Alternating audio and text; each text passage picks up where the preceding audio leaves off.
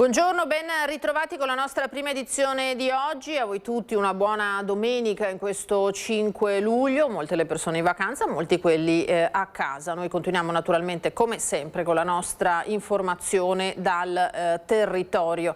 E in apertura di questa nostra prima edizione di oggi vi dobbiamo dar conto purtroppo dell'ennesima vittima della strada. Arriva questa volta dalla provincia di Rovigo, perché alle 3 di questa notte i vigili del fuoco del comando appunto di Rovigo sono intervenuti in comune di Canaro, in via Guglielmo Oberdan, lungo il canale Poazzo, per il recupero, eccola qua, la vedete, di un'autovettura finita in un corso d'acqua. Giunte sul posto, le squadre hanno trovato il veicolo ribaltato nel canale. Con l'ausilio dell'autogru è stato recuperato il mezzo. Durante le operazioni all'interno dell'abitacolo è stato rinvenuto il corpo senza vita di un giovane uomo, le cui generalità ancora non sono state rese note.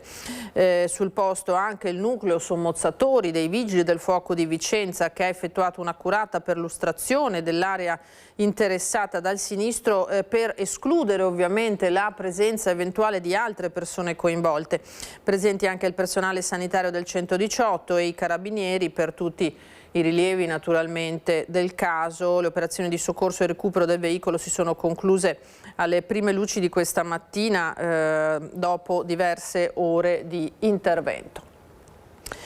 E sappiamo che anche ieri è stata una giornata davvero terribile sulle strade, la strage l'abbiamo chiamata dei motociclisti, iniziata alle 8:30 del mattino con il gravissimo incidente accaduto sull'argine del Piave. Siamo tra Salgareda e Noventa, lungo appunto una strada rettilinea di fatto, un tamponamento da parte di una moto nei confronti di un'auto, i due centauri sbalzati di sella, per loro non c'è stato scampo. Unico testimone della tragedia, di fatto illeso ma sotto shock, proprio l'automobilista. Allora andiamo a sentire la ricostruzione di questo incidente costato la vita tra l'altro a due trentenni di Villorba molto conosciuti, ricostruito appunto dal nostro Lucio Zanato. L'ennesimo lenzuolo bianco steso sulle nostre strade è l'immagine della tragedia infinita dei motociclisti che perdono la vita. Nel primo sabato di luglio l'impatto mortale è accaduto lungo l'argine del Piave tra Salgareda e Noventa. Le vittime sono Francesco Paolo Fecarotta, 38 anni, e Jessica Allaface, 32. Entrambi in sella a questa BMW, o meglio a quello che è rimasto dopo l'impatto con quest'auto. La dinamica la spiega il conducente della vettura, visibilmente scosso. Cosa è successo? Stavo guardando se c'era qualcuno che superava, cioè guardare fuori un attimo e superare, arriva a moto, ho preso sullo spigolo dietro, punto. Ho visto volare tutto, insomma. Tutte robe. L'incidente è avvenuto poco prima delle 8:30. La BMW stava scendendo da Ponte di Piave verso il mare. Poco dopo la curva delle Marcandole inizia un lungo rettilineo, dove è facile lasciarsi sedurre dalla velocità, come ci racconta un residente. Io abito qua a 1 chilometro neanche e purtroppo in questa strada qua le moto vanno a 200 all'ora minimo, perché io abito proprio a ridosso della strada e passano anche, non faccio nel tempo a vedere che moto è, se è una Ducati o una BMW, alle volte sono cose pazzesche, ragazzi. A circa metà del rettifilo, un po' più avanti, sta procedendo sulla stessa direzione la Dacia che Francesco Paolo Fecarotta non è riuscito a schivare. È bastato toccarla sullo spigolo e sulla ruota posteriore e la BMW è diventata una scheggia impazzita, prima perdendo completamente ruota e forcella anteriore per poi finire in queste condizioni la sua corsa una trentina di metri più avanti. Terribile l'impatto per i due motociclisti. Jessica Allaface ha cessato di vivere sull'asfalto, mentre Fecarotta è finito sotto al guardrail. Le condizioni del suo giubbotto recuperato dalla stradale di Vittorio Veneto, così come il punto dove è volato il suo casco sotto la carreggiata, testimoniano la violenza del contatto del suo corpo con le lame che sorreggono le protezioni stradali. Subito sono scattati i soccorsi con le ambulanze arrivate da San Donà, ma per i due centauri non c'era più nulla da fare. Cordoglio dal sindaco di Villorba Francesco Sorigo, dove Feccarotta risiedeva in via Perer, ma anche per Jessica Laface, che viveva a Catena. Volti conosciuti Jessica e Francesco Paolo, entrambi accomunati dalla passione per la moto. Lei di origini calabresi, per molti anni al banco della pizzeria da Spillo a Santa Maria del Rovere, era da poco passata al negozio Bruno Electronics del parco commerciale Canova. Lui era nato in Sicilia e con il fratello Giovanni aveva avviato Ape Cannolo, presente in fiere e sagre con cui distribuiva cannoli siciliani. Al Cafoncello lo ricordano quando per la Pasqua del 2020 aveva consegnato i suoi cannoli a medici e infermieri del reparto Covid per regalare loro un momento di dolcezza. Ora nello stesso ospedale il suo corpo e quello di Jessica sono all'obitorio. Francesco Paolo Feccarotta lascia una figlia in tenera età. E grande cordoglio è stato espresso per questa doppia tragedia sia dall'amministrazione comunale di Villorba, lo avete sentito, entrambe le vittime abitavano a Catena di Villorba, ma anche dal comune di Treviso, dal sindaco Mario Conte, dal momento che sia l'attività di Francesco che il lavoro di commessa di Jessica si svolgevano per lo più in comune di Treviso. Tanti eventi con l'Ape Cannolo avevano visto protagonisti appunto Francesco e il fratello, specialisti in quelli che sono i dolci della tradizione siciliana, dal mercatino di Borgo Cavour e così via. Quindi davvero conosciuti, stimati, benvoluti, e questa tragedia ha colpito tutti, come hanno testimoniato anche i tanti messaggi lasciati sui social ai piedi della notizia di quello che è successo ieri mattina. E poi il pomeriggio è stato funestato da altre 2 vittime in Veneto. Cominciamo dalla Romea, siamo all'altezza di Codevigo. Nel pomeriggio lo scontro tra una moto e un'auto, ha perso la vita un 34enne di Mira, stava andando in moto in spiaggia a Sottomarina. Ennesima tragedia lungo le strade, a perdere la vita lungo la Romea il centauro Andrea Favaro, 34 anni, residente a Mira. Lo schianto verso le 15:30 a Rosara di Codevigo nel Padovano, quando il motociclista si è scontrato con un'auto. Sul posto, per i rilievi, i carabinieri del nucleo radiomobile di Pieve di Sacco con i sanitari del SUEM, che hanno potuto soltanto constatare l'avvenuto decesso del motociclista. Troppo gravi le ferite riportate nel tremendo impatto, disagi alla viabilità andata letteralmente in tilt. I mezzi incolonnati sono stati fatti defluire lungo arterie secondarie per ridurre al minimo i disagi degli utenti. E sull'home page del Gazzettino adesso, per vedere le 2 foto pubblicate dell'altra vittima, invece un 61enne che ha perso la vita in Lessinia, Cesare Ottaiano. Ecco qua le sue passioni, la moto e appunto i panorami della Lessinia. 61 anni, era nativo del Veronese ma residente a Chioggia, caduto dalla moto nel primo pomeriggio di ieri, e anche per lui purtroppo non c'è stato nulla da fare. Il Gazzettino tra l'altro riporta un'altra notizia sempre relativa a Chioggia: incendio divora 3 camper e una moto nel camping abusivo a Isola Verde, il rogo spento dai vigili del fuoco. Una notizia postata da pochi minuti, pubblicata da pochi minuti dall'home page del Gazzettino, che vi proponiamo. Noi però rimaniamo sul tema dei morti in strada. Si terranno in settimana a Spinea i funerali di Roberto Penso, 79 anni, vicepresidente dei Cavalieri di San Marco, che ha perso la vita lungo la Gordina. L'ultimo saluto a Roberto Penso, 79 anni, si terrà mercoledì 8 luglio alle 11 a Spinea, nella chiesa parrocchiale dei Santi Vito e Modesto.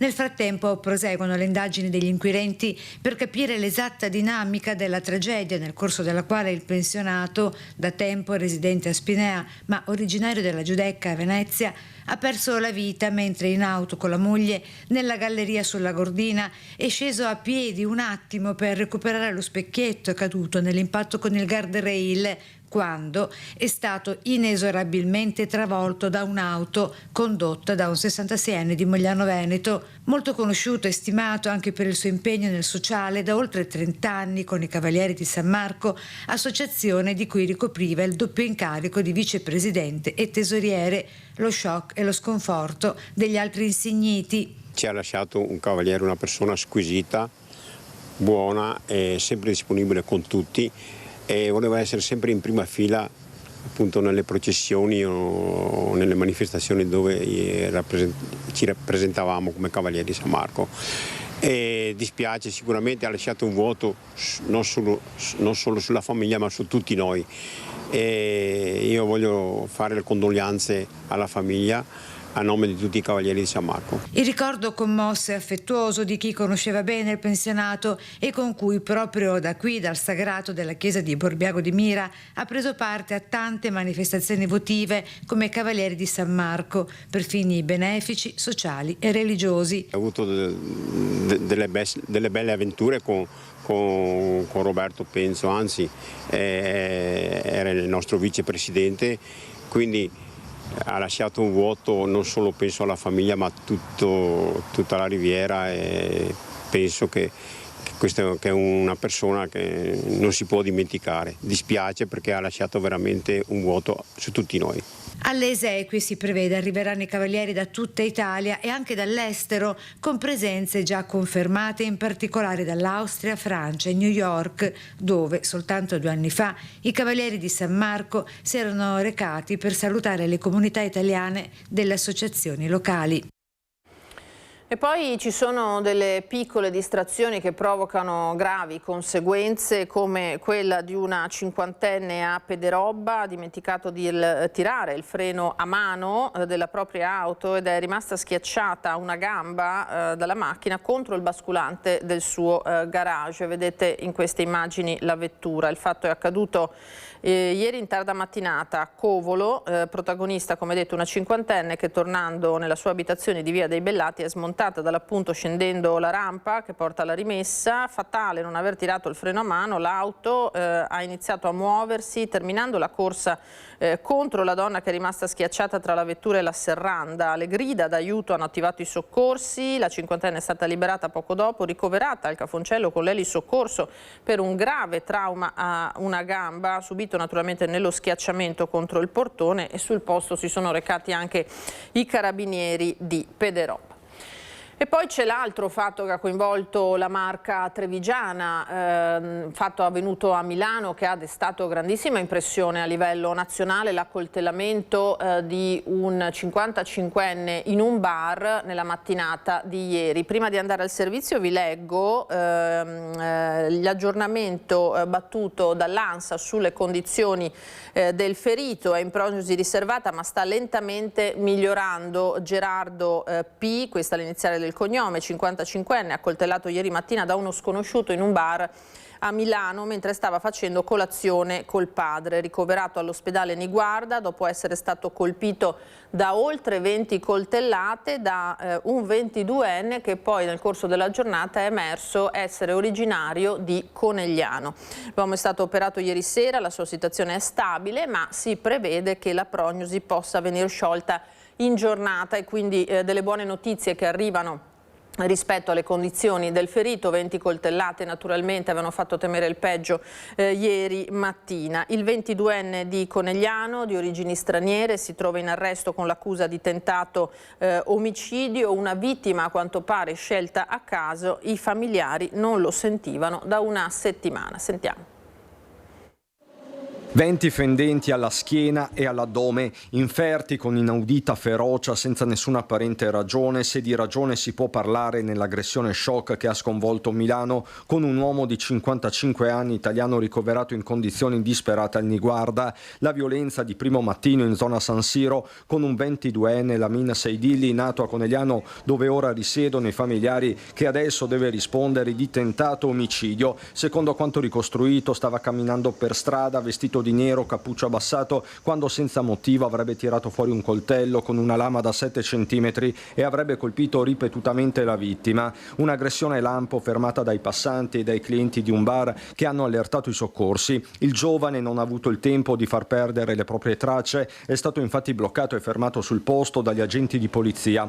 Resta il mistero sul movente l'ipotesi dei disturbi psichici, da capire se il 22enne ne soffrisse. La stessa Polizia di Stato si è messa in contatto contatto con i familiari a Conegliano pare non lo sentissero da almeno una settimana. Il giovane per un periodo ha vissuto anche in Inghilterra. La vittima invece, che camminava con l'anziano padre e forse erano diretti al bar per la colazione, avrebbe un polmone colassato e gravi lesioni al fegato. La prognosi resta riservata. Questo è il servizio del nostro Cristian Arboita. Avete sentito gli aggiornamenti su condizioni fortunatamente in miglioramento. In Polesine, è un'agenzia di pochi minuti fa, un imprenditore edile di 60 anni è stato denunciato per porto e detenzione abusiva di armi dopo essere stato trovato in possesso di una pistola clandestina a seguito di una lite in un bar a Ceregnano. Lo rendono noti i carabinieri di Rovigo, sottolineando che i militari sono intervenuti nel locale dopo aver ricevuto la segnalazione di una lite per futili motivi. Sul posto le forze dell'ordine hanno identificato 3 giovani che li hanno informati che il 60enne con cui avevano discusso possedeva un'arma tenuta nella propria auto.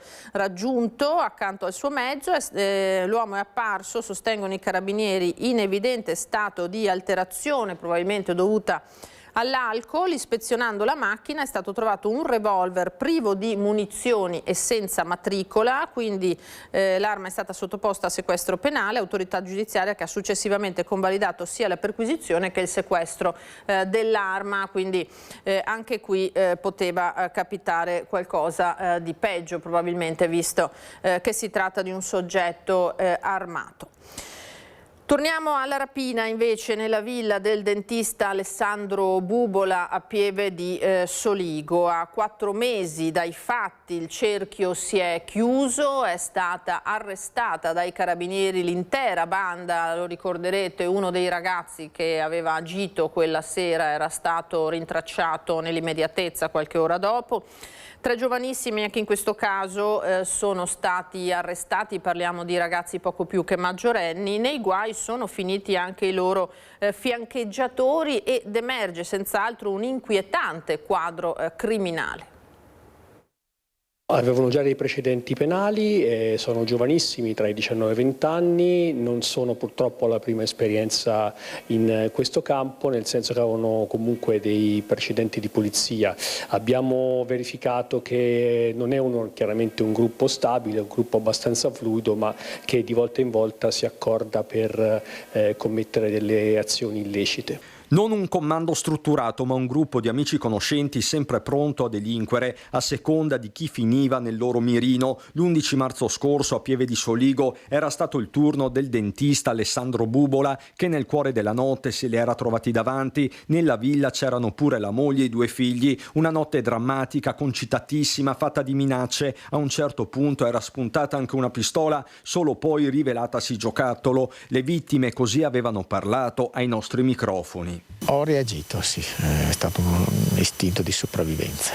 Molto aggressivi, chiaramente molto aggressivi, sì. Abbiamo temuto che si trattasse della nostra incolumità. Hanno usato molta violenza.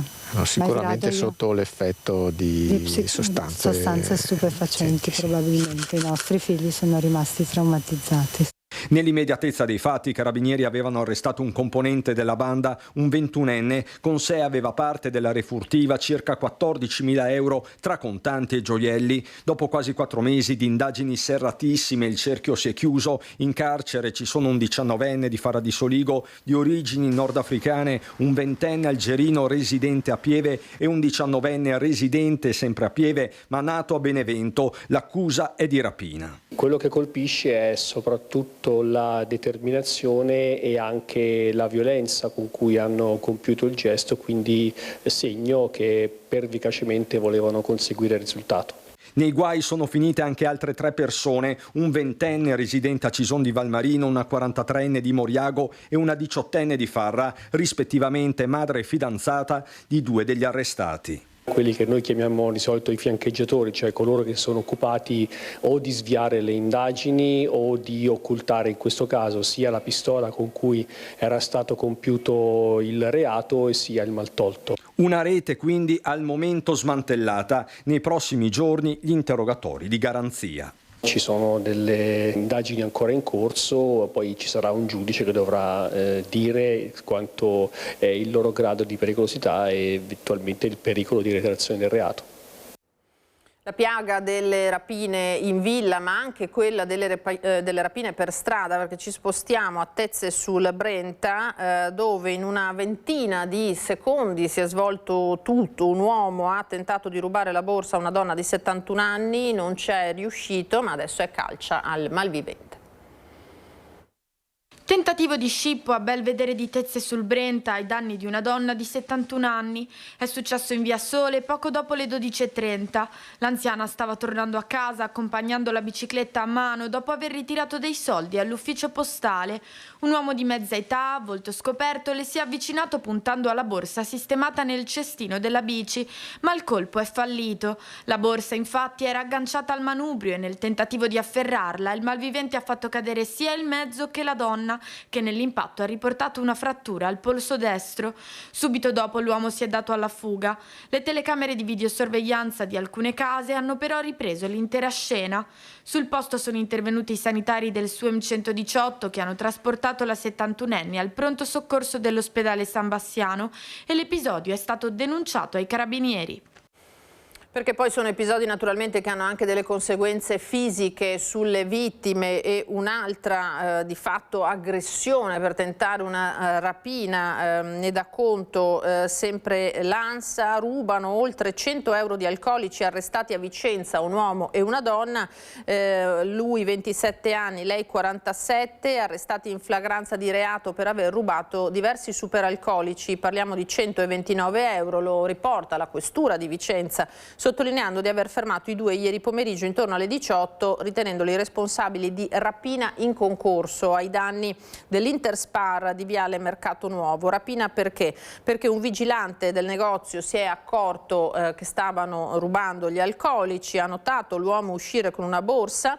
Una volta scoperto, l'uomo ha tentato la fuga, ha lanciato una bottiglia, pensate, addosso al vigilante aggredendolo. Approfittando del momento di colluttazione, la complice, la donna, ha recuperato la refurtiva cercando di allontanarsi. Essenziale, secondo le forze dell'ordine, l'intervento di un cittadino che ha chiamato subito il 113 e seguito i due, permettendo alle volanti di bloccarli in Viale Verona. Le testimonianze e i filmati hanno ricostruito l'accaduto. L'uomo, cittadino dello Zimbabwe, è stato portato in carcere a Vicenza, la donna italiana alla casa circondariale di Verona. Questo quanto accaduto nel tardo pomeriggio di ieri a Vicenza.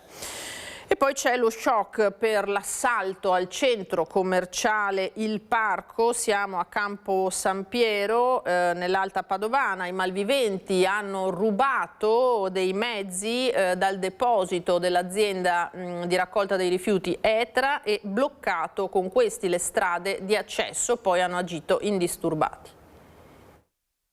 Centro commerciale Il Parco a Campo San Piero. Attorno all'1 della scorsa notte un commando, almeno 10 persone, ha rubato 5 mezzi dal vicino parco macchine della multi-utility Etra. Con 3 furgoni ha bloccato altrettante strade di accesso al centro commerciale. Con un furgone hanno provato a sfondare uno degli accessi laterali e poi, una volta aperto un varco con una Panda, sono entrati dentro il centro commerciale, diretti verso la gioielleria. Peccato che la gioielleria fosse chiusa da mesi. Si sono accorti che dei gioielli non c'era neanche l'ombra solo dopo che hanno sfondato la saracinesca del negozio. Sempre a bordo dell'auto rubata, sono quindi tornati indietro. Scene da film. Si sono girati e sono andati poi da Beauty Star e da quello giusto in realtà. Negozio di scarpe, e si vede che ecco quello che resta della vetrina sfondata. Adesso noi siamo entrati, è ancora da quantificare il danno perché è successo proprio nella notte. Certo è che una situazione del genere non si era mai verificata così. Così grande no. Così grande no. Anche se in realtà il centro commerciale era già stato colpito e non tantissimo tempo fa. Esattamente, qualche mese fa era stata la stessa situazione più o meno, erano entrati sempre dalla stessa porta, che poi era stata sistemata in modo da poter garantire un po' più di sicurezza in realtà. Sono scattati gli allarmi, ma i malviventi hanno agito in poco tempo. Quando sono arrivati i carabinieri, di loro non c'erano più tracce. Utili alle indagini saranno le immagini della videosorveglianza privata. Certo è che al di là del bottino, pesantissimi sono i danni subiti dalla struttura commerciale. E rispetto all'accaduto ha diffuso un comunicato duro ETRA stessa dopo il furto di veicoli per assaltare, lo avete sentito, il centro commerciale. Siamo di fronte a un attacco vile e intollerabile che trascende il danno materiale arrecato all'azienda per colpire direttamente la serenità della nostra comunità. Molto dura la dichiarazione del presidente di ETRA, Flavio Frasson, dopo che nella notte sono stati rubati dal deposito di Campo San Piero della Multiutility 5 veicoli usati da un commando di criminali per assaltare il vicino centro commerciale Il Parco. Il furto ha comportato parecchie difficoltà nel servizio di raccolta rifiuti, visto che i mezzi rimasti erano insufficienti a gestire tutto il lavoro della giornata. Frasson, in una nota al Vetriolo, condanna fermamente quanto successo. La nostra fermezza è totale, dichiara. Non permetteremo che questo gesto scellerato intacchi il nostro impegno per il territorio. Continueremo a lavorare, conclude il presidente ETRA, fianco a fianco con gli inquirenti, affinché i responsabili siano identificati e chiamati a rispondere di tale sconsiderata violenza. Presa di mira dai ladri anche una gioielleria di Padova nei giorni scorsi, con il titolare che ai nostri microfoni ha espresso un duro sfogo per l'impunità, dice, con cui agiscono questi soggetti. A pagare, ha detto, siamo sempre noi. Questo lavoro è troppo pericoloso, non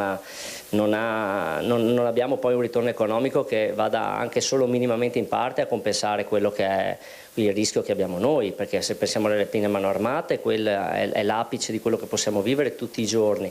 E il furto, diciamo, notturno è il minimo che ci può capitare, anche se è uno shock che ti lascia, ovviamente non ti fa più vivere come prima, c'è poco da fare. È amareggiato Giovanni Barison, titolare della gioielleria in piazzale Santa Croce a Padova, che nella notte tra il 25 e il 26 giugno scorsi è stata colpita da una banda criminale che è entrata nella sua attività, portando via più di 15.000 euro di beni e facendo danni per altrettanti. La batteria è entrata in azione verso le 3:30, come testimoniano questi fotogrammi delle videocamere del sistema di videosorveglianza. Per squarciare la saracinesca è stata usata una pinza idraulica, probabilmente rubata ai vigili del fuoco, lasciando i pompieri senza. L'appello alla politica è che si intervenga con pene più severe. Un appello alla politica perché le cose cambino, anche se sono decenni che lo diciamo. Questi furti, queste associazioni a delinquere, soprattutto aggravate dal fatto di rubare degli attrezzi che salvano vite, adesso i vigili del fuoco si trovano privi di questi utensili, dovrebbero prevedere delle pene molto più serie, pene di 15-20 anni di galera. Allora si darebbe un deterrente importante a queste persone che creano un danno alla società, alla nostra comunità, che è incredibile, perché oltre ai gioiellieri poi vanno a finire nel mirino anche altre attività. La banda che ha colpito la gioielleria di Barisone è probabilmente la stessa che ha colpito anche a Vittorio Veneto, a Pordenone e a Verona negli scorsi giorni. Oltre la paura, resta un senso di impotenza nei confronti di criminali che restano impuniti. Noi abbiamo pensato di difenderci tante volte e anche con altri colleghi ci si confronta sempre su questo, però purtroppo siamo in un paese in cui, è brutto dirlo, ma non c'è quasi più tutela verso i delinquenti che delinquono. Però siamo un po' quasi a questa merce. Vediamo anche il caso di Ruggero, vediamo casi di altri colleghi o anche di amici tabaccai che hanno avuto rapine. Quando si prova a reagire si sa che la vita ci viene tolta fondamentalmente. Quindi il pensare di difendersi, le conseguenze che ci sono terribili per noi che siamo persone oneste che vengono a lavorare tutti i giorni, mentre per chi delinque purtroppo non è così. E quindi la voglia di armarsi, ad esempio, è sempre stata esclusa. Questo lo sconforto naturalmente di questi esercenti. Fin qui furti e rapine, ma poi ci sono episodi, rimaniamo a Padova, anche di violenza allarmante. In stile stesa napoletana, 2 giovani di 21 e 22 anni hanno esploso 6 colpi dal finestrino della loro auto nel parcheggio dello Sherwood Festival di Padova. 6 colpi di pistola sparati dal finestrino di un'auto in corsa in mezzo alla folla del parcheggio dello Sherwood Festival. È successo ieri sera a Padova tra Viale Nereo Rocco e Via Altichiero, poco dopo le 19:30. I presenti nel piazzale davanti allo stadio si sarebbero riparati dietro New Jersey e barriere stradali, temendo un attacco vero e proprio. A sparare, secondo la ricostruzione della polizia, sarebbero stati 2 giovani a bordo di una BMW bianca, un 22enne padovano, proprietario del veicolo, e un 21enne residente a Rubano. Decisive le chiamate dei cittadini alla sala operativa della questura. Volanti e squadra mobile si sono messe sulle tracce dell'auto partendo da pochi numeri parziali della targa, riuscendo a rintracciarla in via Altichiero vicino ad un bar. Al controllo i 2 avrebbero avuto con sé una pistola semiautomatica calibro 9 a salve con caricatore inserito e una cartuccia calibro 308 Winchester, quest'ultima riconducibile al porto d'armi per uso caccia di uno dei 2 giovani. Nel baule dell'auto sono state trovate inoltre 32 cartucce a salve. Non solo questo, però, perché il conducente è risultato positivo all'alcol test. L'auto quindi è stata sottoposta a fermo amministrativo. Entrambi i giovani sono stati condotti in questura e segnalati per pubblica intimidazione con uso di armi ai sensi dell'articolo 421 bis del Codice Penale, come previsto dal decreto Caivano. Il questore di Padova, Marco Dorisio, ha attivato la divisione Polizia Anticrimine per l'adozione delle misure di prevenzione personali, tra cui il foglio di via obbligatorio e l'avviso orale. Sempre a Padova, perché proseguono le indagini sul tentato omicidio di via Dalmazia, ma emerge anche dell'altro, perché nei bivacchi dove dormivano aggressore e vittima la polizia ha trovato la refurtiva di 2 colpi messi a segno in città nei giorni scorsi, un'auto rubata e un vero e proprio tesoro d'argenteria nascosto tra la vegetazione del Parco Totem. Le indagini sul tentato omicidio di via Dalmazia portano alla luce un secondo filone investigativo. Gli agenti della squadra mobile delle Volanti di Padova, tornati sul luogo dell'aggressione, hanno passato al setaccio l'area verde del Parco Totem, individuando alcuni bivacchi utilizzati come ricovero notturno.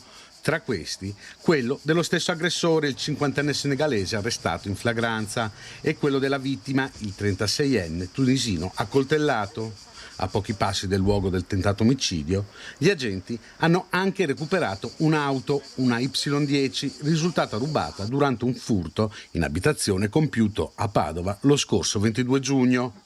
La scoperta più corposa, però, arriva dalla vegetazione del parco, nascosto tra i cespugli un vero e proprio bottino con dentro numerosa argenteria, una borsa da medico, un clarinetto e diversi portafogli in pelle. Gli investigatori hanno quindi accertato che si tratta della refurtiva del furto avvenuto la notte tra giovedì e venerdì scorsi in via Adige, dove i ladri, forzando una porta finestra del terrazzo, avevano sottratto oggetti e monili d'argento e un set di strumenti a fiato. La refurtiva è stata restituita ai legittimi proprietari. Proseguono gli accertamenti per risalire agli altri proprietari dei beni sottratti. Prima di fermarci per qualche istante di pubblicità, vi faccio vedere l'immagine dell'incendio che si è sviluppato a Chioggia con qualche aggiornamento. È terminato alle prime luci dell'alba l'intervento dei vigili del fuoco a Isola Verde, dove sono andati in fiamme 3 camper all'interno di un'area privata.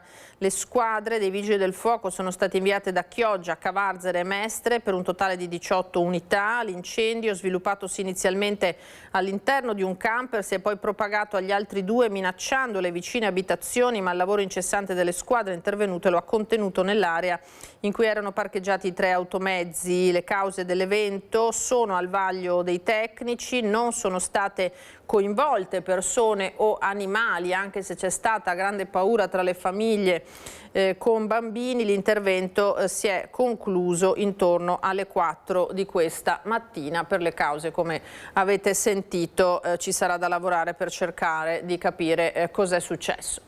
Noi ci fermiamo adesso per qualche minuto, rimanete con noi.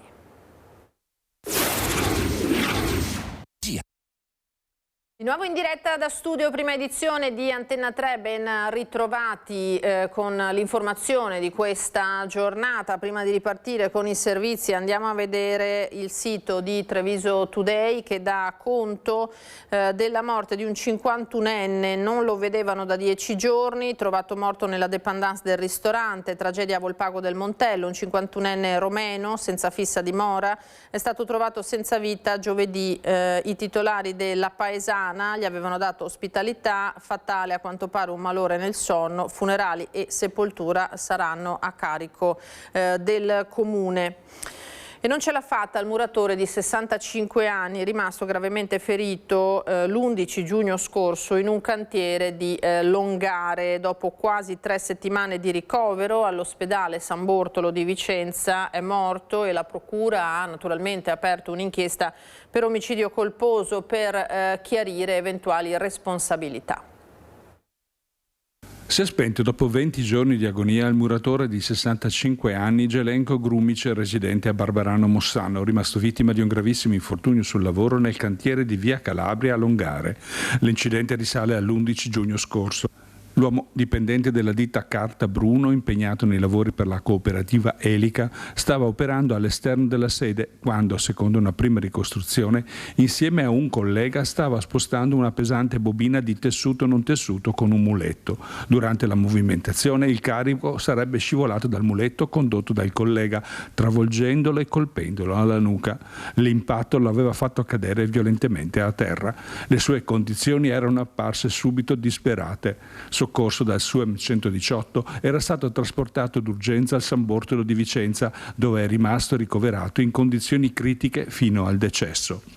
La Procura di Vicenza ha aperto un fascicolo per omicidio colposo per accertare la dinamica dell'infortunio e verificare l'eventuale presenza di responsabilità. Sul posto erano intervenuti anche i tecnici dello Spisa dell'Usotto Berica che hanno avviato accertamenti sulla sicurezza nel cantiere. La morte di Grumic, che lavorava per la Bruno Carta da 25 anni, riporta al centro il tema delle morti sul lavoro. L'uomo lascia la moglie e 2 figli, oltre al dolore di colleghi e amici che lo ricordano come un lavoratore esperto e una persona stimata da tutta la comunità.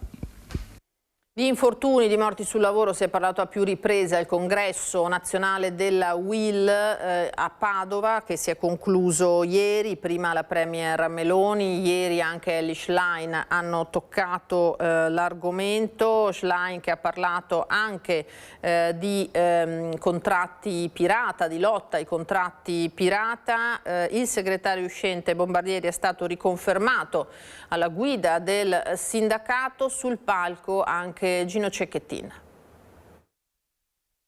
Ringrazio di cuore della fiducia e spero, come sempre dico, di essere all'altezza della vostra fiducia e dell'incarico che mi avete assegnato.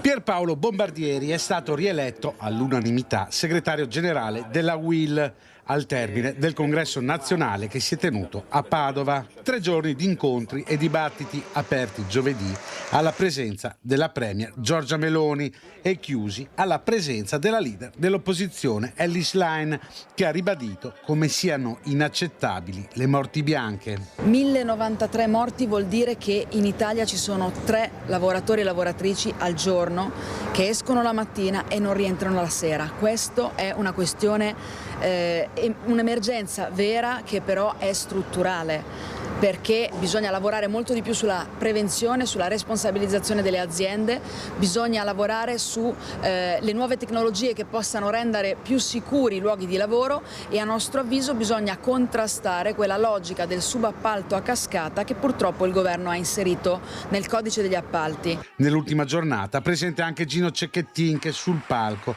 ha abbracciato Emma Marrazzo, mamma di Luana Dorazio, la giovane operaia morta schiacciata da una pressa.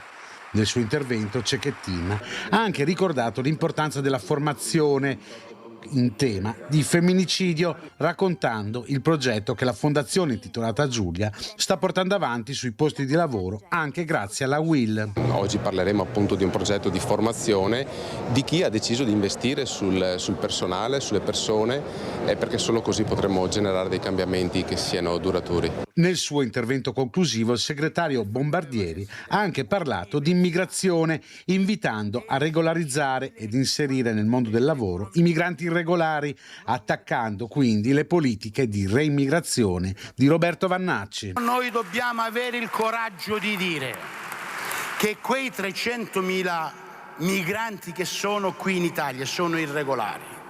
Li dobbiamo regolarizzare, fare un corso di formazione e mandare a lavorare. Sono persone che scappano dalle guerre, dalle dittature. Regolarizziamo. Nessun Vannacci ci potrà mai convincere che le persone sono diverse. C'è un aggiornamento che battono le agenzie sull'aggressione ieri mattina a Milano di un 55enne accoltellato 20 volte da un ragazzo di poco più di 20 anni di Conegliano. Mi sono divertito, appena esco lo rifaccio, è quanto ha detto, secondo l'agenzia, il 22enne alle forze dell'ordine che lo hanno fermato ieri dopo aver accoltellato uno sconosciuto al bar. Secondo quanto si legge nel capo di imputazione, con il capo coperto da un passamontagna nero e senza proferire alcuna frase ha aggredito la vittima alle spalle con un coltello di 21 centimetri, colpendolo, come detto, con 20 fendenti alla testa, al collo, al torace e all'addome. Il PM Elio Ramondini ha inviato la richiesta di convalida d'arresto al GIP per tentato omicidio. Già nel suo servizio il collega Christian Arboit faceva riferimento a probabili problemi psichici di questo ragazzo, problemi confermati dalla famiglia fin dalla tenera età di questo 22enne. Apriamo una pagina sulla politica adesso. Lo Stato Maggiore Veneto di Forza Italia si è riunito ieri a Vicenza. È stata l'occasione per fare il punto sulle prossime mosse politiche a livello regionale, ma anche per accogliere ufficialmente il deputato Eric Pretto.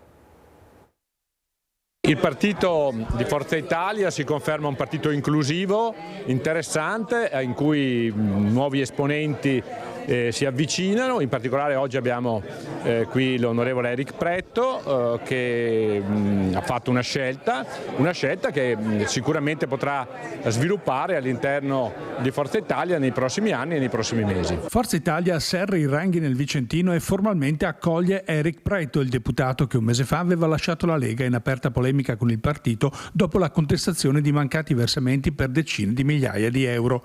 Presente il coordinatore veneto ed eurodeputato Flavio Tosi e il suo vice Jacopo Maltauro. È stata l'occasione inoltre per ribadire la presenza sempre più significativa del partito che si radica ulteriormente nel territorio. Antonio Tajani ha deciso, diversamente da altri partiti che fanno l'inverso, perdono il contatto col territorio e prendono decisioni solo romane. Forza Italia invece oggi è un partito vero, fa le assemblee locali, le assemblee provinciali, le assemblee regionali, le assemblee nazionali, e quindi uno aderisce più volentieri perché sa che è un partito strutturato con la filiera e anche per il territorio, per il cittadino, per il sindaco, per l'imprenditore, per l'associazione categoria, sa che se parla con Forza Italia una risposta la ottiene. Io ho trovato in Forza Italia delle persone che mi hanno accolto e sono molto grato di questo. Io mi sono sempre definito liberale, moderato, cattolico e lontano da qualsiasi forma di estremismo, quindi essendo concluso un percorso travagliato purtroppo all'interno della Lega, ho trovato oggi un nuovo gruppo all'interno del quale tornare a fare politica con serenità. Oggi noi dobbiamo parlare sicuramente con le imprese che hanno la necessità di essere ascoltate per vedere ridotto il carico fiscale e burocratico che grava su di esse. Prioritario inoltre il tema giustizia, la questione spinosa è rimasta aperta sul destino del Tribunale della Pedemontana a Bassano del Grappa. Io sicuramente non sono contro a prescindere, io ho detto una cosa molto precisa che ribadisco. I sindaci dell'Alto Vicentino hanno chiesto di essere auditi a Roma e credo che questo sia necessario. L'Alto Vicentino è un territorio storicamente omogeneo che deve essere tenuto assieme, per cui è fondamentale che a Roma venga ascoltata la loro voce. Allarghiamo l'orizzonte perché il governatore del Friuli Venezia Giulia, Fedriga, apre alla possibilità di candidarsi a sindaco di Trieste. La reazione del primo cittadino uscente, Roberto Di Piazza, è quello che spero, dice, sarebbe un trionfo. Sono due impegni ai quali non mi sottrarrei, magari posso farli entrambi. E forse questo è il momento chiave della risposta del presidente della regione Massimiliano Fedriga ad una domanda che gli chiedeva se il prossimo anno la sua strada sarà quella di guidare la città da sindaco o quella di mettersi ancor più al servizio della Lega. La scena è la presentazione del prossimo numero di Yes con Fedriga, dialoga il giornalista Giovanni Marzini. È un problema che parla al cuore, ha risposto Fedriga. Se dovessi scegliere cosa mi piacerebbe fare dal punto di vista operativo, sceglierei Trieste. Però sulla decisione di Fedriga peserebbe anche essersi iscritto alla Lega da quando aveva 15 anni ed essere cresciuto politicamente nel Carroccio. Peserebbe anche, forse in maniera preponderante, l'esperienza da presidente della regione. In questi anni, ha spiegato, ho avuto grandi soddisfazioni perché in un ruolo operativo puoi concretizzare la tua visione. È chiaro però, ha aggiunto Fedriga, che se la mia forza politica avrà bisogno di me non potrò negarmi. Dunque, se interpretiamo correttamente, Fedriga non escluderebbe di poter fare il sindaco di Trieste e il vice di Salvini alla guida di una Lega da riconsiderare quantomeno. Un impegno di Fedriga quale prossimo candidato sindaco toglierebbe più di una castagna dal fuoco in casa centrodestra ed è salutato più che positivamente dal sindaco di Piazza che in queste settimane a più riprese aveva indicato in Fedriga il proprio successore. Mi fa molto piacere, è un trionfo per la città perché con uno come lui e con quello che abbiamo preparato al Porto Vivo eccetera eccetera diventa qualcosa di straordinario. Speriamo che succeda. Massimiliano è una grandissima persona, basta vedere le classifiche che ha a livello nazionale, per cui sono molto soddisfatto. Io sono sempre ottimista perché ti ricordo sempre che sono tanti anni che vinciamo a Trieste. Resta da vedere l'effetto che l'apertura di Fedriga avrà in campo avverso.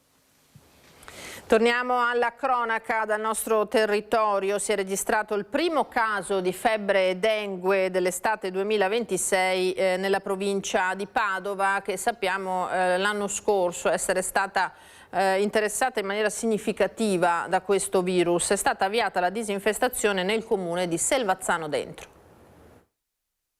È un giovane di rientro da un viaggio in un paese subtropicale dove la malattia è endemica, il primo caso di febbre dengue dell'estate 2026 nel territorio della provincia di Padova. L'uomo, residente a Selvazzano Dentro, fortunatamente sta bene, presenta pochi sintomi e si trova a casa in convalescenza.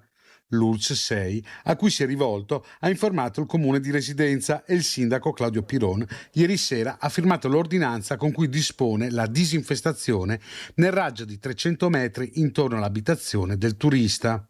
La disinfestazione avverrà per 3 serate consecutive nelle vie Trentino, Friuli, Rovereto, Viale della Repubblica, Piazza Aldomoro, Via Carnia, Rodi, Cefalonia, Don Bosco, 8 ottobre, l'area della scuola privata Don Angelo Bertolin, il Parco Baleno e il Parco Esedra. I residenti sono invitati a raccogliere frutta e verdura, coprire gli orti e abbeveratoi con teli, tenere al chiuso animali domestici, proteggere i loro ricoveri e durante il trattamento tenere finestre e porte chiuse. Da lunedì sera sarà anche fatta la bonifica porta a porta delle aree private. La febbre dengue viene trasmessa dalla zanzara tigre infetta, che è agente vettore di trasmissione del virus. È una patologia molto diffusa nelle regioni tropicali e subtropicali di Africa, Asia, America e Australia. È conosciuta anche come febbre spaccaossa per i forti dolori articolari che provoca. Lo scorso anno, tra Padova e provincia, si sono verificati 12 casi di dengue, tutti turisti di ritorno da viaggi all'estero. Entra nel vivo la nuova assistenza sanitaria territoriale delle case di comunità. Partiamo dalla provincia di Treviso. Ieri in diverse ULSS si è presentato il percorso di attivazione di queste nuove strutture. A Treviso conclusi i lavori di 15 sedi che sono già operative, mentre la casa della comunità di Casier sarà ultimata entro la fine dell'anno. L'investimento complessivo è di 44 milioni. Le case attualmente sono 15, la 16ª arriverà entro l'anno, è quella di Dosson, sono 15, tutte attive, con un investimento di 44 milioni tra edilizia e apparecchiature e arredi, quindi un investimento importante per lo sviluppo di quella che è la medicina territoriale. Con la quasi completa conclusione della fase edilizia prende forma anche in provincia di Treviso il nuovo modello di assistenza sanitaria territoriale. Le case della comunità dell'US 2 sono state distribuite in modo capillare sul territorio con una sede ogni circa 50.000 abitanti. Dentro le case di comunità si potrà trovare per tutte le ore del giorno e della notte un medico, sicuramente un infermiere che garantirà sia servizi come un ambulatorio infermieristico, ma soprattutto la presa in carico del paziente cronico. Tra le principali novità delle case della comunità c'è quella di offrire un'assistenza alternativa a quella che finora veniva cercata nei pronto soccorso, anche quando non si trattava di situazioni urgenti, cosiddetti codici bianchi, un modo per sgravare le attese nei pronto soccorso e allo stesso tempo fornire un servizio più rapido e puntuale ai pazienti. Il cittadino per accedere deve telefonare 116-117, il nostro numero unico, che rispetto in precedenza effettua un triage e quindi declina la priorità dei nostri pazienti in funzione del loro stato di salute / gravità. Altra innovazione è la medicina di iniziativa, cioè la presa in carico in modo proattivo di pazienti affetti da patologie croniche con percorsi assistenziali personalizzati durante tutto l'anno. Abbiamo un paio di case di comunità dove c'è un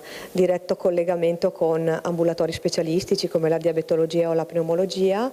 Abbiamo case di comunità dove per esempio sono stati mantenuti servizi consultoriali o di screening e altri in cui c'è una sinergia con i servizi per la disabilità. L'azienda sanitaria è ora impegnata nella definizione dei modelli di funzionamento delle strutture in collaborazione con medici di medicina generale, professionisti sanitari, enti locali e servizi sociali per avviare progressivamente le attività delle case e della comunità e offrire una rete di servizi più vicina e capace di rispondere ai bisogni di salute del territorio.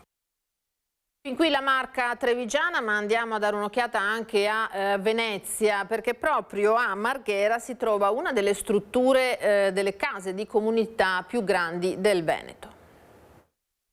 Terminati i cantieri, qualche aggiustamento finale, anche le 13 case della comunità dell'Ustre Serenissima sono pronte a divenire nuovi poli cruciali della sanità territoriale, luoghi dell'assistenza di prossimità vicina alle persone come annunciato dalla Regione. Non è una sostituzione delle attività che vengono oggi realizzate negli studi dei medici di medicina generale, ma un'integrazione, un'offerta ulteriore di un'apertura di un luogo certo dal lunedì almeno al venerdì dalle 8 alle 20 che integra l'offerta dei medici di medicina generale. Questa è una delle grandi novità. Inoltre nella casa di comunità, soprattutto per alcune patologie particolari legate alla fragilità e alla cronicità come ai percorsi per quanto riguarda il diabete, lo scompenso o la BPCO, si attiveranno dei percorsi congiunti con gli specialisti ambulatoriali appunto per avvicinare il luogo di cura di questi pazienti al proprio domicilio. L'accesso avviene attraverso il nuovo servizio 116-117 che può essere il miglior navigatore per orientare le richieste dei cittadini. Ciò non toglie che comunque, essendo un luogo dedicato alla cura, l'accesso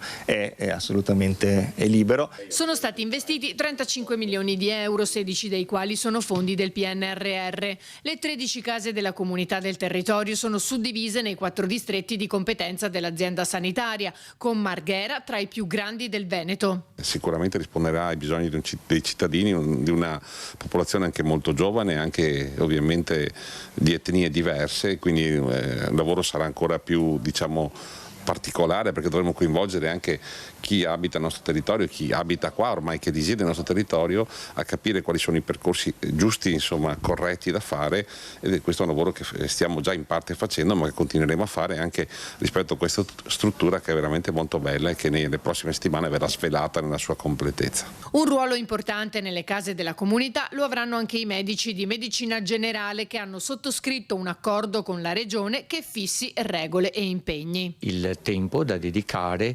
il con quali ruolo, e anche si intende ovviamente l'attività diurna, sempre dalle 8 alle 20, e l'attività che verrà svolta specificatamente, la collaborazione con gli specialisti, la dotazione strumentale, una carta condivisa che rassicuri ovviamente i medici in quello che si troveranno poi a svolgere da qui ai prossimi mesi.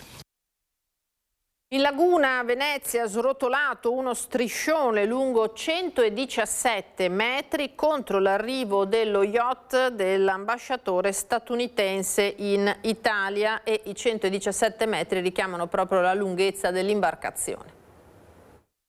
117 metri è la lunghezza dello striscione srotolato lungo Riva Sette Martiri in segno di protesta per l'arrivo a Venezia dello yacht dell'ambasciatore statunitense in Italia Fertitta, atteso per il Redentore. La lunghezza dello striscione richiama proprio quella dell'imbarcazione dell'ambasciatore. Noi a tutto questo ci opponiamo perché non pensiamo che ci sia nulla da festeggiare in una relazione tra uno Stato con uno Stato che supporta un genocidio in atto e che appunto con arroganza si prende uno spazio della città che tra l'altro è dei veneziani, soprattutto durante la festa del Redentore. L'iniziativa è stata promossa dal comitato Venezia non si usa, che ha annunciato una manifestazione per venerdì 17 luglio alle 18 in campo San Zaccaria. Abbiamo lanciato questa iniziativa il giorno del 4 luglio perché appunto è l'anniversario dell'indipendenza degli Stati Uniti.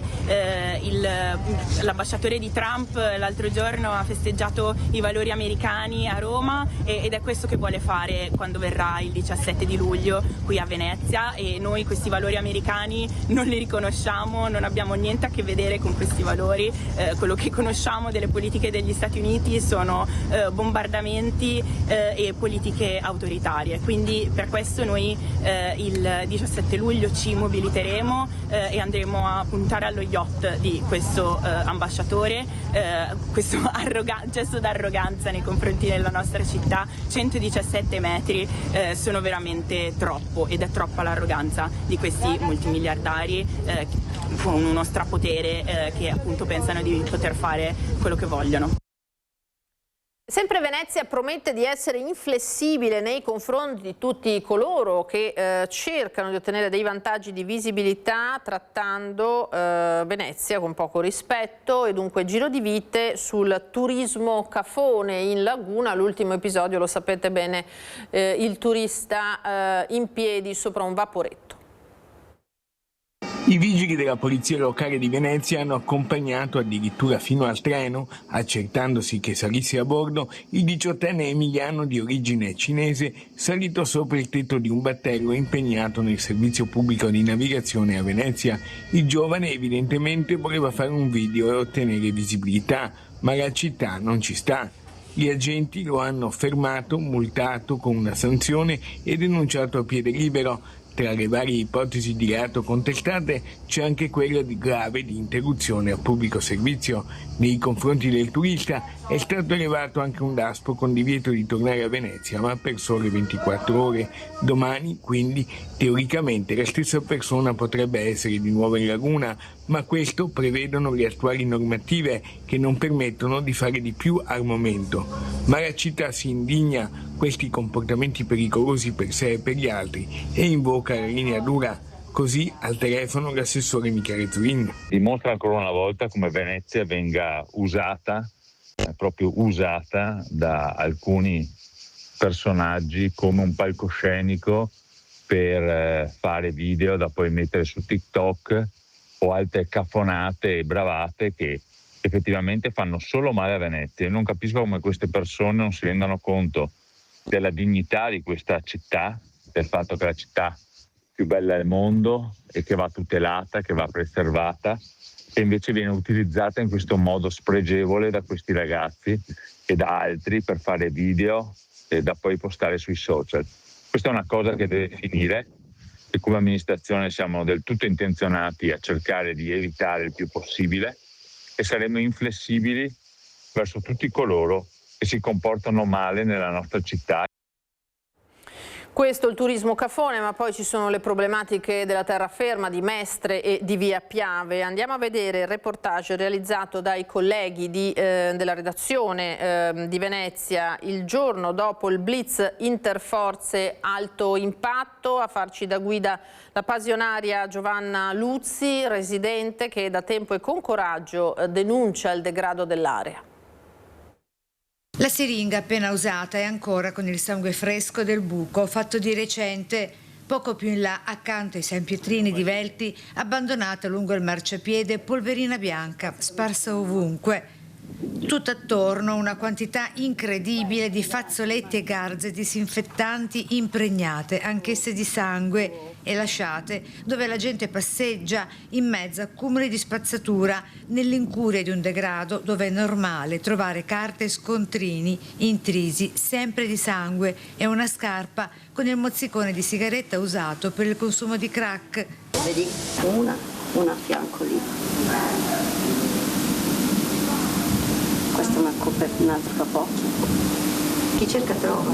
Mestre, Via Piave e dintorni. Siamo tornati tra le vie Podgore e Monte Sabotino, cioè lungo l'area dello spaccio e del consumo di droga, proprio poche ore dopo l'operazione interforze alto impatto.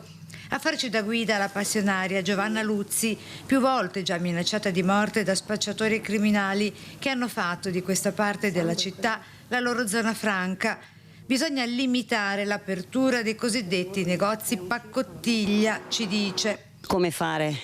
Cominciare a proibire comunque l'apertura di locali etnici e basta, su una via che storicamente aveva le boutique.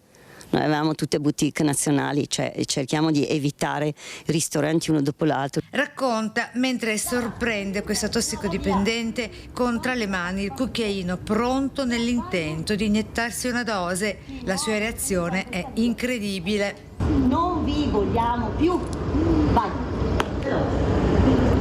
Veloce. No, dai, non mi interessa, sono molto veloce, fa meno di drogarti. Fa meno di drogarti. Sì, no, avevi il cucchiaino per qualcosa. Sì, ma per mangiare. Avevi il cucchiaino per mangiare lo zucchero. Dai, cammina, vai. Qui è normale camminare e vedere cumuli di siringhe gettate a terra e purtroppo è diventato inusuale il coraggio e la determinazione con cui questa residente affronta ogni santo giorno da sola pusher e tossicodipendenti. E oltretutto di notte ormai è costante, tutte le notti tu senti urli, gente che si lancia oggetti, proprio sembra una televisione in diretta, quindi la situazione è veramente grave. Sono molto aggressivi tutti, sia i pusher che i tossici, e se tu cerchi di mandarli via loro si ribellano, quindi adesso hanno una grinta molto più, a un livello molto più alto di un anno fa, 2 anni fa. Sono molto pericolosi. Questa è la situazione e lo scenario fotografato dai nostri colleghi di Venezia. Noi ci fermiamo adesso per qualche altro minuto, restate con noi, tra poco parleremo tra l'altro anche di turismo.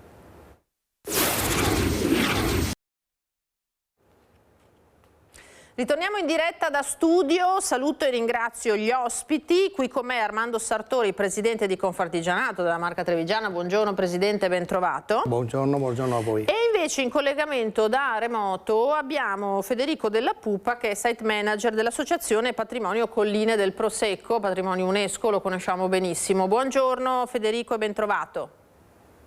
Vediamo se mi sente. Lo vediamo un pochino fermo, intanto cominciamo col Presidente Sartori, regia, se riusciamo... Ok, allora vediamo se riusciamo a ripristinare il collegamento che fino adesso funzionava, il bello della diretta come diciamo, e cominciamo a parlare di questo progetto col Presidente Sartori.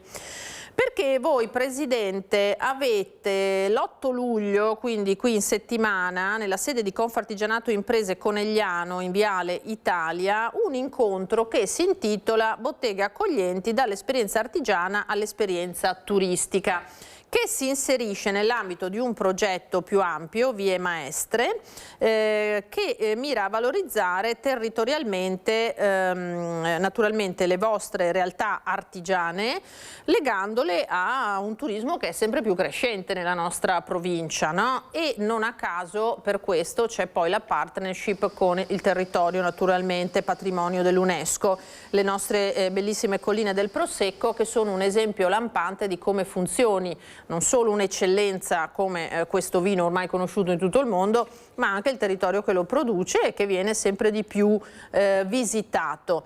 Allora, cosa vi spinge, diciamo, tra virgolette, a prendere questa strada? Sono i numeri stessi, no? Le percentuali, c'è un dato evidente. Il 21,3% del turismo riguarda esperienze culturali di visita a imprese, ma servono anche specifiche strategie per rendere appetibili queste botteghe, bisogna un po' aprirle, farle conoscere. Sì, appunto questo appuntamento che ci sarà l'8 luglio a Conegliano è il primo di una lunga serie per preparare chi vuole operare nel settore del turismo ad avere delle conoscenze che sono necessarie per poter fare al meglio questo lavoro. Il concetto appunto è molto semplice.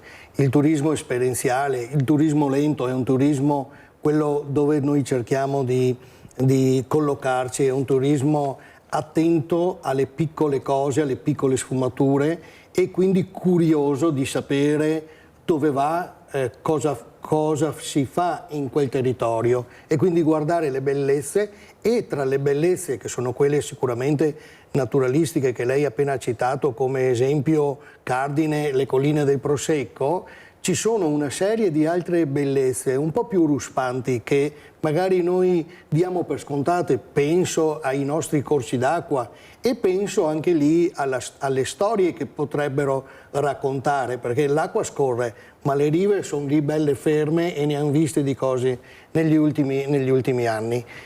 Tutto questo corollato dal fatto che noi abbiamo assolutamente delle botteghe, ormai è giusto chiamarle così, anche se sono più strutturate, abbiamo delle botteghe artigiane che sarebbe ora, questo è il tempo di farle conoscere. E quindi perché no? Perché non dire anche che la bella marca trevigiana è anche artigianato, che non è solo artistico, è anche l'artigianato di produzione, è l'artigianato dei sapori, perché noi abbiamo eccellenze nel campo del cibo e trasversale a 360 gradi a tutti i prodotti, e quindi perché no? Perché non provarci e perché non insistere in questa direzione qua? È un turismo anche di qualità questo a cui si punta sicuramente abbiamo visto appunto la crescita dei numeri in ogni caso. Mentre lei parlava andavano, grazie alla regia, le immagini del primo weekend esperienziale che avete già organizzato 13 e 14 giugno nella zona dell'Opitergino Mottense, perché poi questi turisti vanno in qualche modo indirizzati, accompagnati, no? Ma la mia curiosità appunto è, lei adesso ha un pochino citato questo, i comparti coinvolti, voi chi state sollecitando a livello associativo tra i vostri iscritti? Ma noi abbiamo un sogno che però vorremmo veramente realizzare, perché noi siamo convinti che ci sono comparti che non abbiamo mai pensato che potrebbero interessare a chi ha voglia di soffermarsi una mezz'oretta per capire cosa c'è dentro queste botteghe. Quindi, ripeto, al di là dei settori ormai usuali, che potrebbe essere interessante il ferro battuto piuttosto che il dolciario, il gelato, eccetera, pensate, a Oderzo i turisti si sono soffermati in una piccola azienda di una nostra associata che fa la stilista. Cioè, chi è che ha mai visto una stilista nel suo ufficio, cosa fa dal vero? Insomma, sono quelle cose che tu vedi nei social, ma però, e magari questa, anzi sicuramente questa artigiana del bello e del lusso avrà saputo trasmettere anche un'emozione, che è quello che quel tipo di turista cerca. Ecco, intanto che aspettiamo, vediamo, Federico Dalla Pupa è collegato, adesso forse sì, ci sente, tutto ok? Sì, tutto a posto. Eccolo qua. Allora Federico, non sappiamo se ha seguito finora i nostri ragionamenti, abbiamo detto in ogni caso che l'iniziativa, questa Botteghe Accoglienti, è realizzata in partnership con l'associazione Colline del Prosecco, a conferma, diciamo, di un'attenzione che è crescente verso modelli di sviluppo che sono poi anche quelli appunto del territorio delle nostre colline, identità territoriale e attrattività turistica. Poi i turisti al giorno d'oggi non si accontentano, no? Vogliono, come diceva anche Armando, conoscere, sperimentare, vedere di persona, non si fermano magari alla superficialità, soprattutto li abbiamo visti in azione, i cicloturisti che sono anche questo un settore in grande aumento. Beh, assolutamente sì, e peraltro le colline in questi anni hanno vissuto una crescita turistica proprio dettata dalla voglia di conoscenza, non solo dalla diciamo, destinazione turistica in sé, ma dal fatto di conoscere che cosa viene fatto in quel territorio, non solo conoscere i paesaggi, attraversarli eccetera, ma anche mettersi in relazione con le aziende, con i settori produttivi, ovviamente in primis il settore vitivinicolo, ma non solo, perché poi tutta l'area delle colline del Prosecco di Conegliano e Valdobbiadene si caratterizza soprattutto per una splendida capacità di accoglienza e di inclusività che il territorio sa esprimere, a partire proprio dai primi soggetti che sono i soggetti che gestiscono poi pensiamo anche a ciò che stavate dicendo adesso rispetto al tema dell'artigianato, e qui forse la cosa importante è il fatto che noi supportiamo questo diciamo maestre, è il fatto che oggi non basta solo saper fare, come il progetto Via Maestre racconta, ma è soprattutto far sapere, e quindi dobbiamo anche essere capaci di veicolare dei messaggi che siano messaggi di attrattività e di conoscenza, cioè far capire che cosa un territorio è capace di esprimere in tutte le sue componenti. Ecco, questo vale sia per chi viene a visitarlo ma anche per chi ci lavora, nel senso, questo incontro di Armando di Conegliano voi lo organizzate per le imprese, per i vostri associati principalmente, perché l'idea è quello di spiegare, non stiamo lanciando un evento spot, ma un progetto di sviluppo permanente sul fronte turistico, no? Una proposta turistica stabile con gli artigiani che soprattutto in determinati territori, anche le nostre colline, sono di fatto la maggioranza delle attività, o no? Sì, bisogna, come diceva il dottor Dalla Pupa, bisogna sapersi raccontare, e sapersi raccontare, insomma, prevede che ci sia una preparazione, perché il livello base, le conoscenze ce le abbiamo tutte, però poi bisogna anche saperli mettere a terra nel migliore modo possibile. Diciamo che noi abbiamo questo progetto, che è un progetto che avrà un suo percorso molto lungo, che sopravviverà sicuramente a questo periodo diciamo così, di lancio, e perché sapersi raccontare vuol dire anche creare e saper incuriosire il turista dei concetti culturali che noi abbiamo in questo paesaggio, perché il paesaggio o le botteghe non sono solo quello che tu vedi o quello che tu annusi nel caso del cibo, ma sono una storia. Io penso sempre, anche con un po' di nostalgia talvolta, penso a quello che era questo territorio 50 o 60 anni fa o 70 anni fa, e alcuni racconti mi sono arrivati dai miei genitori e dai miei nonni, ma io credo che i patrimoni che hanno quelli della mia età su questi racconti qua e sulla trasformazione che il territorio ha avuto siano già un motivo di interesse per chi arriva da lontano per capire cosa eravamo, cosa siamo diventati. Qualche malanno l'abbiamo fatto per strada perché insomma il territorio magari non lo abbiamo sempre curato, però c'è da dire che in giro per il mondo ho visto di peggio, quindi io sono ancora orgoglioso di questa nostra bella Marca Trevigiana e dobbiamo essere però capaci di dire quello che eravamo, quello che siamo diventati, ma soprattutto di riprendere in mano la nostra storia, di saperla raccontare. Quindi saperi e poi anche sapori, perché anche la cucina, ad esempio, si è modificata, si è modernizzata, si è globalizzata, insomma diventa sempre più in linea con quelle che sono le richieste del mondo, però è facile trascurare quelli che erano le nostre tradizioni. E quindi noi vorremmo che il turista che si ferma da noi nelle nostre botteghe vada a casa con un qualcosa di nostro e con qualche sapere della nostra cultura. Credo che faremo un buon servizio per il turista e credo che questa potrebbe essere una chiave lenta, ma per aprirci a nuove prospettive.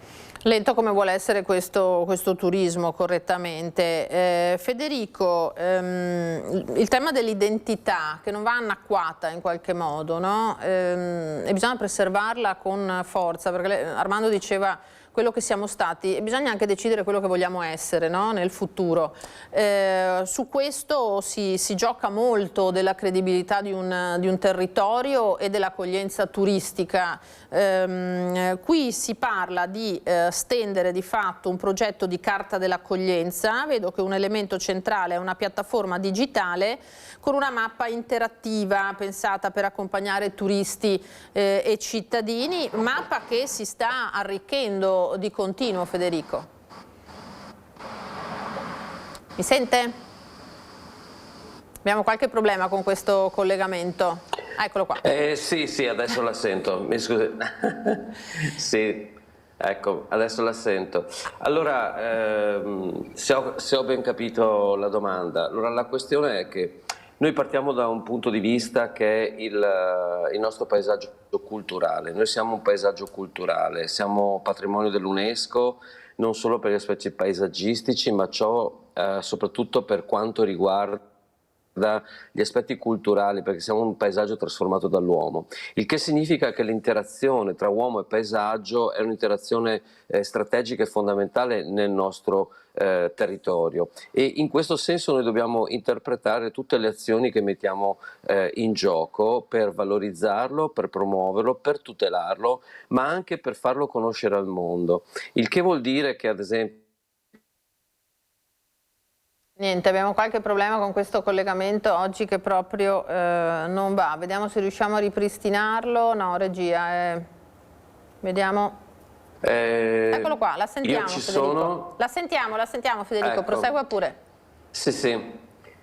No, allora dicevo appunto che essendo un paesaggio culturale, un paesaggio trasformato dall'uomo, l'interazione tra uomo e paesaggio è fondamentale. Far conoscere questo significa soprattutto mettere al centro ciò che noi possiamo fare, non solo le bellezze che abbiamo intorno, e in questo senso il nostro supporto al progetto Via Maestre, ma a tutti gli altri progetti che abbiamo dal punto di vista proprio della valorizzazione delle proposte culturali del territorio sono elementi strategici e fondamentali per la nostra associazione che cura appunto il patrimonio UNESCO riconosciuto il patrimonio dell'umanità riconosciuto dall'UNESCO.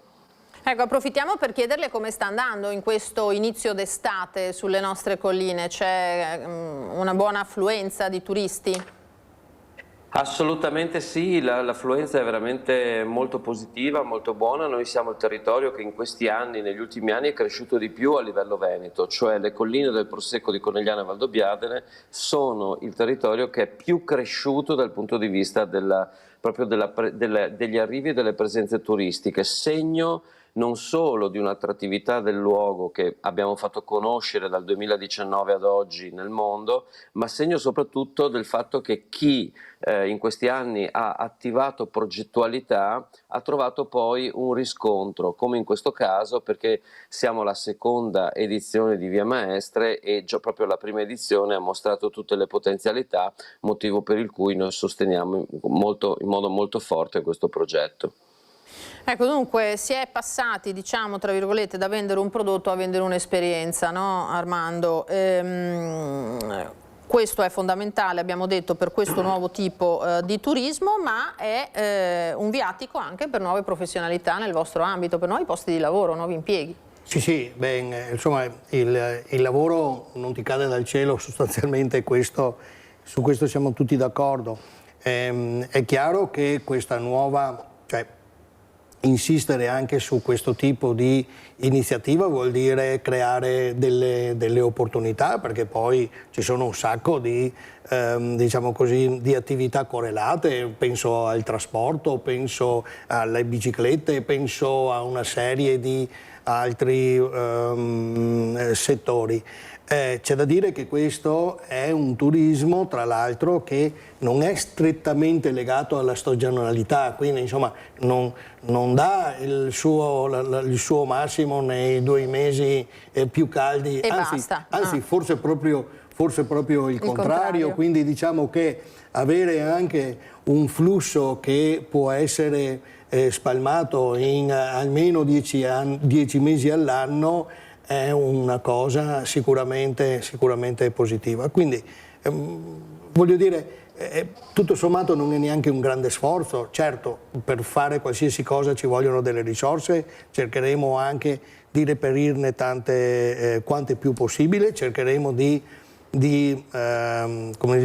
sensibilizzare la politica, perché insomma bisogna che arrivino degli investimenti anche in settori diversi da quello della viticoltura, sostanzialmente, dove è stato investito molto, fatto bene, ha ragione, ha dato dei frutti, però insomma bisogna guardare un po' anche a 360 gradi. Poi noi non dimentichiamo che non dobbiamo sostanzialmente inventarci nulla, solo migliorare noi nella nostra capacità di trasferire queste emozioni. Cioè, noi i posti belli ce li abbiamo già, le città d'arte ce le abbiamo già, le città con una storia ce le abbiamo già, sono secondo me forse un po' così, andrebbero ancor più valorizzate. Penso a Oderzo, a Conegliano, ma penso a Porto Buffolè, ma penso a tutti i paesi. Pensi che nel mio paese, che è Meduna di Livenza, che è un paese di 2900 anime, abbiamo di quelle bellezze architettoniche, storia, eccetera, da poter incantare chiunque arrivi da lontano. Però le abbiamo lì, le diamo per scontate, le abbiamo sempre curate, però sarebbe ora di cominciare a raccontarle come vanno raccontate. Ecco, e allora Federico, tra l'altro il prossimo weekend esperienziale è 18 e 19 luglio proprio a Conegliano, quindi siamo nel cuore anche delle colline del Prosecco, del Conegliano Valdobbiadene. Poi 26 e 27 settembre Vittorio Veneto, quindi si va proprio a realizzare questi weekend, laboratori pratici per coinvolgere le imprese, perché vengono anticipati comunque dagli incontri. Abbiamo detto 8 luglio a Conegliano, 16 settembre a Vittorio Veneto, poi ce ne sarà anche uno il 21 ottobre a Castelfranco. Ecco, qui a luglio si va proprio a centrare su Conegliano questa iniziativa. Conegliano è una delle porte delle colline del Prosecco di Conegliano e Valdobbiadene, lo dice la parola stessa, è la porta, diciamo, est del nostro territorio, e in questo senso è molto significativo che si parta da Conegliano, peraltro che quest'anno vede anche tutta una serie di eventi promozionali e di coinvolgimento della popolazione anche dal punto di vista artistico, perché poi noi non promuoviamo il territorio solo attraverso queste azioni, ma è un insieme complessivo di proposte anche di carattere culturale. Pensiamo a tutti i concerti che facciamo con la rassegna Armonie che animano il territorio e mostrano luoghi normalmente non utilizzati per concerti musicali, ma semplicemente li facciamo scoprire attraverso la musica. Cioè dobbiamo trovare delle forme di interazione tra il paesaggio e le capacità che noi abbiamo nel territorio, le capacità che abbiamo sia dal punto di vista per esempio della produzione artistica, ma soprattutto dal punto di vista anche della produzione artigianale. Questo significa mettere il territorio al centro della nostra attenzione, quindi ciò che noi stiamo facendo e che in questi anni ha premiato, perché consideriamo che dal 2019 ad oggi abbiamo avuto più 40% di presenze nel territorio e metà di queste sono straniere, fondamentalmente è un risultato che non viene per caso, viene perché c'è un lavoro certosino che si fa assieme a tutti i soggetti che compongono poi diciamo la partnership che l'associazione ha costruito in questi anni e che sul territorio si muovono in modo coeso. Più ci muoviamo in questo senso, più andiamo diciamo, nella via di sviluppo economico e sociale che ovviamente anche la tutela UNESCO mette al centro dell'attenzione.